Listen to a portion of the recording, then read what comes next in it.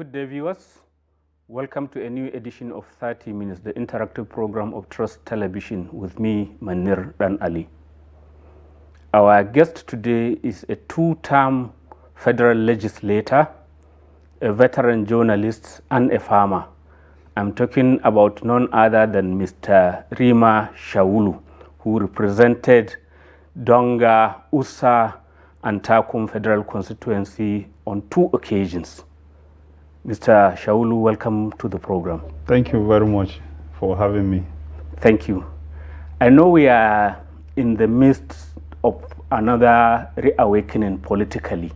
That is the normal Nigerian thing of when the next election cycle is approaching, it begins to get interesting. I don't know from your perspective as someone who during the Jonathan administration is said to have contributed a lot to the re-election of that particular president, that is Goodluck Jonathan, because of your involvement in the neighbor-to-neighbor group. How do you assess what is currently happening? We can see the billboards of President Tinubu all over some streets in Abuja, for example, and we see a plethora, a number of pro-Tinubu groups gradually rousing themselves from sleep. Yet the president is saying, no, I am more concerned with administration. Is that a true reading of what is going on, or is the opposition been too lax about the chance to upstage the president in the next election? Well, let me start from the second part of what you said. And maybe I take my cue from there, namely that I actually believe that the opposition is not prepared to for the next election. The president is evidently more prepared for the next election, and for whatever reason, there are issues which an opposition party or opposition parties should have taken care of. Most times elections, it's not just about the time that the campaign starts.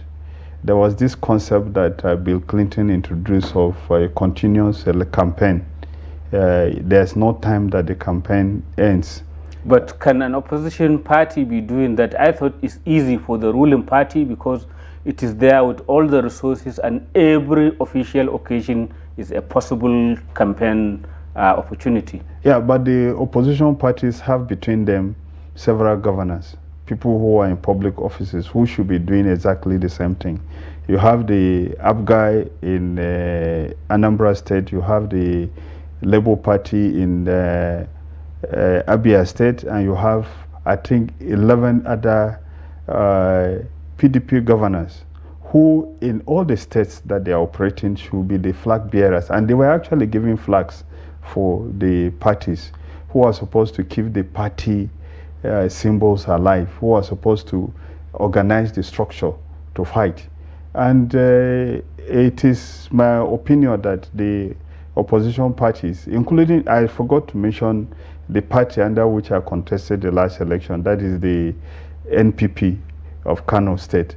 The parties don't appear to be doing anything to further the cause of the opposition parties. And let me put it this way. You would have thought that if these parties were serious, they would have started working the way the parties that combined to defeat the PDP in 2015 did. If you recall, the 2015 election and campaign did not start in 2015. It started from 2010 when then presidential candidate Atiku Abubakar led an opposition against the government of Jonathan and brought up some issues that it was the turn of the North then to take over the presidency. And the opposition to Jonathan went through all the period from 2010, 2011, and up to when the election took place. Remember that in 2012, there was a major protest against the Jonathan government for the removing the subsidy on petroleum products, and that was led by the opposition parties. I can't remember whether President Buhari was there, but President Ahmed Bola Tinubu was part of the people who led the street protest. So the opposition, the parties that gave birth to, that came to form the APC, did not just wake up in 2014 and started working. They started long before then. Yes, but what about the small detail of the current government doesn't allow the opposition to rest? It's busy. It's been accused of fueling crisis in all the opposition parties. That is why you have a sitting minister who still belongs to the main opposition party, that is Mr. Wike of the FCT, who still belongs to the PDP and is busy sowing seeds of discord. And you have something similar in the Labour Party. Even just this weekend, the Supreme Court gave a ruling on the matter that it is one faction, not the other, that is supposed to be leading the that particular party.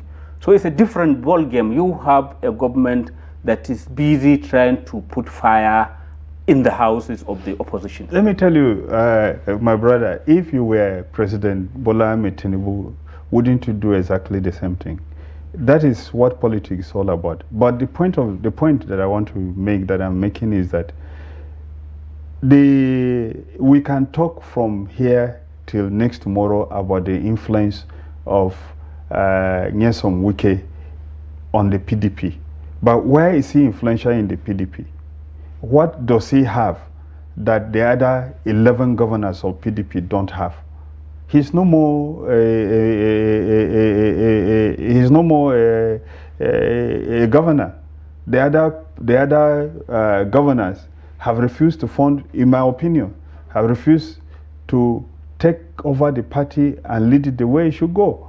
To come and complain that it's because somebody is influencing the party means that they are not serious. But you are discounting the federal might, the support of the federal government. And he is the one minister who has been exempted even from the treasury single account. That is, he can do what he wish with the revenue of the FCT. I don't have doubts that there exists a very strong relationship between President Bola Ahmed Tinubu and the Minister of FCT. But remember, when this Minister of FCT was a governor, he gave very strong opposition to the APC government. So strong opposition that people were surprised when the President Buhari started talking to him, because he opposed the government. He went to court on behalf against the government, and he did everything possible to make sure that he fought and called attention to what he then said were the bad things that the government of President Muhammadu Buhari was doing. So where are the other governors? Where are the governors quiet? Well, they aren't exactly quiet. You have Bala Mohammed, who is saying all sorts of things, and even the federal government doesn't seem happy with him. Some of the others maybe are not as loud as he is. Bala Mohammed has not provided 100 of the opposition that Wike provided against the government of President Muhammadu Buhari. But you are not taking into consideration that is Rivers and Bauchi. If you check on the table, their income are different. Probably Rivers is getting Manir, $1 trillion, and Manir will now be, Bauchi will be getting small billions. We will be entering into a territory where we should not go into. No, we should. You will be implying by that the Wike was taking money meant for the development of River State to use for politics. That is an area that I will not go into. But but I believe you are as influential as the kind of treasury that is behind you. So if you do not have a lot of money backing you and nobody will listen. That is why some of Wike's people are accusing Bala the other time, that's the Bauchi governor, of going to take money. Actually, it was the Speaker Dogara who came out with that he went with Bala and they collected money from Wike when Wike was governor. Let's talk about Ekiti State. What money does Ekiti State have that Bauchi State does not have. Fayose was very opposed to the government, and he did everything possible to fight the government. It wasn't about money, it was because he was prepared. What I do know about some of these PDP governors, and it's very unfortunate for our politics, is that many of them are angling to go into APC. That's why they are not ready to oppose the APC. Many of them, some of them want to become vice president to President Bola Ahmed Tinubu. There are some of them that have go to the villa in the night. There are some of them that have gone maybe because they are afraid that because the president presumably controls the EFCC and the rest of them, so they have in secret they have pledged allegiance to them. They are deceiving the public. Probably because their reading of the president is he will not think twice before doing those actions you mentioned, whether using the EFCC or using the powers of the federal government to checkmate those governors. Manir, is there any president that has not been accused of using the security agencies or using the financial investigation institutions against political opponents? It happened under President Obasanjo. It happened under President Yaradua. It happened under President Jonathan. It happened under President Buhari. So even if you were to do that, but in any case, if they truly believed in opposition, they are not pretending and telling lies to the public, why won't they come out to oppose and let the man take them? And in any case, where are they afraid of being investigated? What are they doing with the public funds that they are afraid that if they are investigated, something will be found against them? So assuming you are in the opposition, I don't know exactly whether you currently belong. You said you contested under NNPP, but you might have left it for maybe the ruling party as well. So if you were in the opposition, what strategy will you have adopted now when we are like 2 years away from the next election and you have a president that seems determined to get his second term and be there? In the first place, I have not, for all practical purposes, I'm out of NNPP, but I have not entered, I have not joined any political party. Let me clarify that one. The fact of the matter is that I do believe that this president can be defeated in election, even if it's an unfair election. Either free or unfree elections. How? Or free, because if you look around the country today, if you look at the votes that were scored in the last election, this president, sitting president, is one of the least popular president as at election. What do I mean? We all agree that all previous elections have been manipulated. So let's not talk about manipulations, but let's assume that they were not manipulated. The lowest vote any sitting president got before President Bola Ahmed Tinubu, it was 56% of the votes. This president got about 35 or 37% of the votes. The other parties, the votes were almost evenly split between three political parties. And I don't think public opinion has so radically changed in favor of the president from what probably is on the not ground. After his policies that have Yes. made a lot of So people to be what poor. is missing in the equation now is lack of leadership in the opposition. In the opposition, that's my belief, that if the governors who control the party, and let no governor tell you lies that they don't control PDP. They do control PDP. They do determine who contests election in PDP. When in the 8th Assembly, when we were trying to get members to come back for a second time because we thought that that was good for the party and good for the system, I was a member of a team that was set up by the House of Representatives to interact with the National Secretariat to ensure that members got their tickets to come back, because if you have experienced people in the National Assembly, we thought things would be better for the PDP. As at the various meetings we held with the national leadership of the party, the national leadership simply gave away the powers that they had over nominations to the governors. But you didn't have a wiki at that time. That's what maybe somebody will interestingly, was the only governor at that time who ensured that majority of his members, or a large number of his members, got back. Yeah, but he's been publicly saying that he paid, even in the last election, for everything. He bankrolled all the members of the state and the National Assembly. I was at his Thanksgiving when he said that. When he said something like that, but not exactly the way he did say. And that happens in many of the states in the country. Because we don't want conflicts, can we agree on who is going to contest, so that you don't waste your money to buy form and then we say that you cannot get it? That was the process that he said he undertook. So they build some kind of agreement so that people don't go and buy forms. They will come and say that the election was not free and fair. That's what he did. You may need to go on a short break at this point and resume the very interesting conversation thereafter.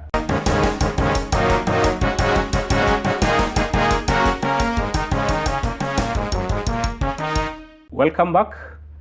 In case you've just joined, it is 30 Minutes, the interactive program of Trust Television, and our guest today is Mr. Rima Shawulu, one-time chairman of the Committee on the Army in the National Assembly, that is the House of Representatives. Mr. Shawulu, you are talking about the granular level politics of Nigeria, how governors determine whatever may happen in their states. And if we recall, even under the powerful President Obasanjo, the governors were showing their muscle, and at one time he was saying that let them go and choose the next president for him. Has the influence and the power of the governors waned as we speak under this dispensation? Let me hazard a guess. Part of the reasons why governors today are unable to come forth to do things is that if you go to the states, there's a lot of mess. The governors have seized the funds that should go to local governments in nearly all the states. In spite of the Supreme Court ruling on the matter? Yeah, the Supreme Court did not stop, judgment did not stop them. Governors determine who is going to be a councillor, who is going to be chairman, who will be a House of Assembly member, who is going to come to the National Assembly as a senator or House of Reps members. And those that come without their buy-in are few. There are some that come in without their input or against their wish. They are few. So these governors, especially those in opposition party, if they are so powerful, which I think they are, where are they not on the street protesting like the governors did in 2012, 2013 to ensure that the APC won election? Where? Maybe the time hasn't come, or maybe the recon is a different situation. No. It requires President a different Goodluck approach. was sworn in 2011. The protests were in January, around January 2012. The window of opportunity for the opposition parties to take ownership and leadership is closing. They might not be able to do it. From their behavior, many of them going to pledge loyalty to the president in the dark, in the night. Many of them scheming to become, what do they call it, vice president to the president. They are already assuming that Tinubu will ditch Kashim Shettima. Is that what you are saying? I presume. Otherwise, but you know politics, even if that is not they will want to make sure make it possible for that to happen. So if some governors are doing that, some governors are pledging PDP or opposition parties are beholden on the president. They don't want to have any opinion. So how would they find a candidate that they are going to oppose? But you know very well that there's also a lot of treachery in politics. They can do that, and then at the 11th hour, they could move and form like the new PDP that we had. There's a bit of, even the APC could move out of the APC to give a good run to the president. If you look at the timelines I assure you that we're almost getting past the timeline, because they need to convince people, they need to have acceptable, they have a window of opportunity, they can do that. You know, let me tell you something. But you did say earlier that there is this groundswell of anger against the current administration because people have been pauperized and the government is so, convinced about its way that it's not considering any ease. So shouldn't that be something that can be harnessed even at the 11th hour by a determined opposition? Well, you know, in terms of political scientists will tell you that that can result in two things, two opposite things. One of them can result in complete apathy, people not even bothering to vote. It could presumably also result in people coming out to do mass protests. But suffering per se does not generate the people, does not by itself make people want to protest. Other factors like leadership come in. So where is the leadership?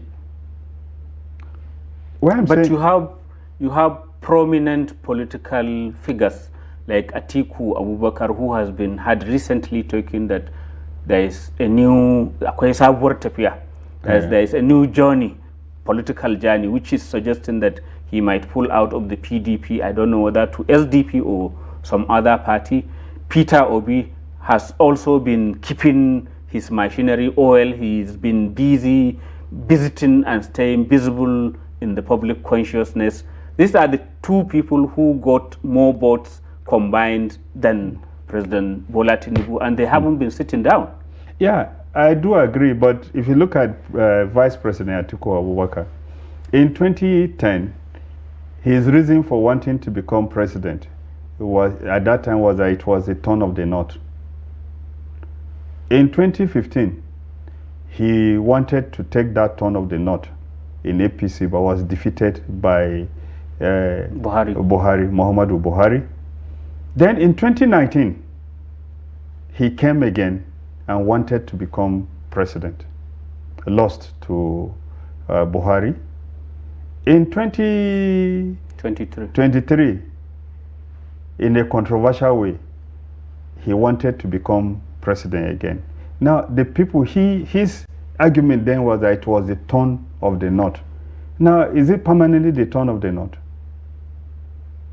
You are going to have, that's why, if we are doing these things, of course, you could say the same thing about the FCT minister, that he makes some comments and tomorrow it's like he's making comments that are direct opposite.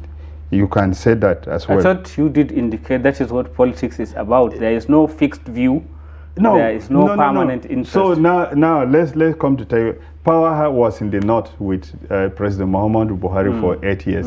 He went to the South now for 4 years. You bring it back to the North, and people in the South will sit down and say, it's okay, we're suffering, we'll give it to the North. But I thought you said, we are under a democracy, and it's the numbers that count. That is why you are even saying that Tinubu has scored the lowest vote. But I want to take the conversation further. Were there no numbers in 2011? Is this the reason why now we see Tinubu quoting the northern Christians? For example, we've seen him send his buys to southern Kaduna. He followed it up with a university. He followed it up with prominent people from southern Kaduna as the key officials of that particular university. And people are beginning to say, okay, is it another game again of trying to pitch the northern Christians against maybe the northern Muslims, even though Tinubu himself is a Muslim? So is that a fair reading of the situation? Why does that gap exist? That gap exists because there is something that was not properly done. Yes. In politics or in life, you get what you can get. If the government of President Muhammadu Buhari did not want to give those people anything, and Tinubu has come and given them, and there are prospects that tomorrow Tinubu will probably give them Politics, like Amilcar Cabral said, it's not about ideas in people's heads. It's about what is going to improve their lives. So if that window of opportunity has been opened for him, if you were the one who wouldn't use it, you will use it. It's not a question of pitting one person against the another. That's why I think in the way we are doing things in this country, we keep having these problems of you are one group and one group. If we do something, if we create a system where your religion does not count against you, your ethnicity does not count against you, we won't be talking about what we are talking about now. You know very well that most of the advanced countries in the world, some of the countries that we've had privileges to go and see, is that they created systems that allowed people to have their talents, to have their abilities show. And where is it so impossible for us to do it here? We criticize President Muhammadu Buhari about the lopsidedness of the way he did. Now we also have a lopsided... and even more lopsided. Going on. Yes. And tomorrow, probably if Peter Obi becomes president, he will also want to do the same type of thing. When are we going to break the cycle? So can I take you, you've just mentioned Peter Obi. What are his prospects again this time around? Do you see him standing alone, or is it a combined force of the opposition, whether the Atiku, the Peter Obi, maybe Konkoso or some others, plus maybe some of the governors that you see having the chance, or do you, at this 11th hour, rise of the opposition? No, let me tell you what Bola Ahmed Tinubu did that the PDP needs to copy. When Tinubu, from the beginning, wanted to become president, he didn't just wake up, I wanted president, but he wanted a vehicle to make it possible for him to become president. And what was the vehicle? It was Muhammadu Buhari, who already had between 7 to 8 million votes, so votes that were standard in all the previous elections that he stood. So he went, he kept his ambition in abeyance, got Buhari in, and stepped on Buhari to become president. Will copy and paste work? It's not a question of copy and paste work. Do you think that today, if the way the country is today, as divided as it is today, if we bring somebody from the north, the person will be able to break through? So your conclusion, we are out of time, is that... I'm thinking that Atiku and Co should look at what Tinubu did. Tinubu, from the beginning, had the ambition to become president, but he needed a vehicle to climb into. Atiku may have become old because of his age, but Atiku has people that have been following him all this time, all the years, over 30 years that he's been in politics. They could go back, look at the template. What can they do to have a president that will not threaten the interests of the North, so to say, someone that will be able to rally people around and will be able to, within a specific time, have power go around? But you are precluding a younger person because it didn't seem to be there in your calculation. That's a young person. Who is young? Manir, you and I were, what are we now? Are we old or young? I don't know where we belong, but at 64, am I too old? A very good point to end this conversation. Mr. Rima Shawulu, thank you very much for coming onto the program. Thank you very much. Thanks for having me. Viewers, that's the end of this edition of 30 Minutes. Keep a date with us.